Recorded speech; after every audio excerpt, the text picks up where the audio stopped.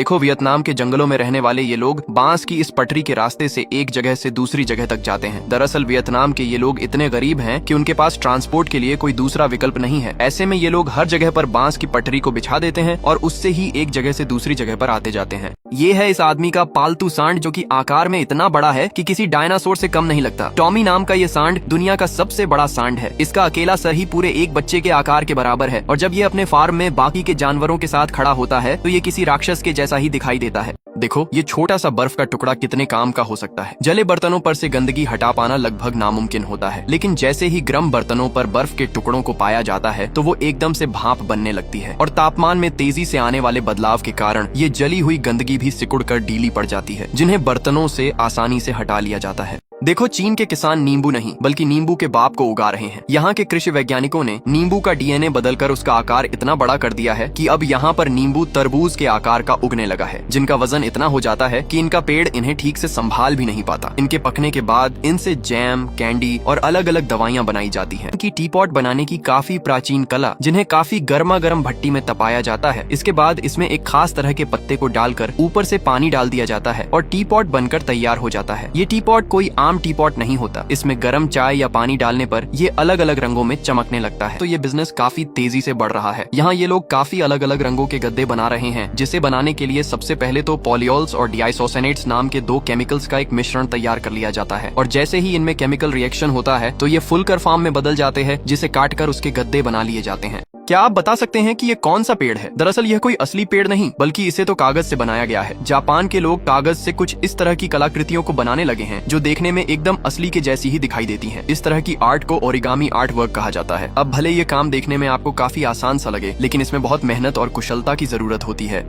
देखो, जब हमारे देश में खाने की कोई चीज एक्सपायर हो जाती है तो उसे ऐसे ही फेंक दिया जाता है, लेकिन चीन में तो इन एक्सपायर हो चुकी चीजों को कलेक्ट कर फैक्ट्रीज में लाकर उन्हें एक मशीन में डालकर उनका पाउडर तैयार कर लिया जाता है। फिर इनकी बारीक नूडल्स जैसी अलग अलग चीज बनाकर इन्हें पैकेट में डालकर किसानों को उनके पालतू जानवरों का पेट भरने के लिए दे दिया जाता है। वैज्ञानिकों ने पूरी दुनिया को हैरान कर रखा है। पहले तो इन्होंने बैम्बू के डीएनए से बड़े साइज का गोल्डन गन्ना बना डाला, जो काफी रसीला है, और इन्होंने तो तरबूज की शेप भी बदल डाली है, जो कि कुछ ऐसे दिखाई देते हैं। यहाँ पर उगने वाले संतरे अब कटहल के जैसे दिखाई देने लगे हैं। इनके नींबू का आकार कुछ ऐसा है और अंगूर का साइज बढ़ाकर बैंगन के जितना ही कर दिया है कि होश उड़ा दिए। जब यहाँ पर बारिश हुई तो पूरी धरती लाल रंग में बदल गई, मानो जैसे यहाँ खून की नदी बह रही हो। दरअसल यह ईरान का एक ऐसा बीच है जहाँ की मिट्टी ही लाल रंग की है और जब भी कभी यहाँ पर बारिश होती है तो पानी मिट्टी में मिलकर आसपास के सारे इलाके को लाल रंग में बदल देता है, क्योंकि यहाँ की टेक्नोलॉजी ने ऐसा रूप ले लिया है जो आपके अकेलेपन को बिल्कुल दूर कर देगा। ये है चीन की रोबोटिक डॉल्स, जो यहाँ के अकेले लड़कों की गर्लफ्रेंड बनकर उनकी सारी समस्याओं का समाधान कर देती है। काफी हाई क्वालिटी सिलिकॉन से बनी ये डॉल्स एकदम असली के जैसी ही दिखाई देती हैं, जिनमें से कुछ तो एआई की मदद से बोल भी सकती है। यहाँ के लड़के इनसे शादी कर इन्हें अपना लाइफ पार्टनर बना लेते हैं।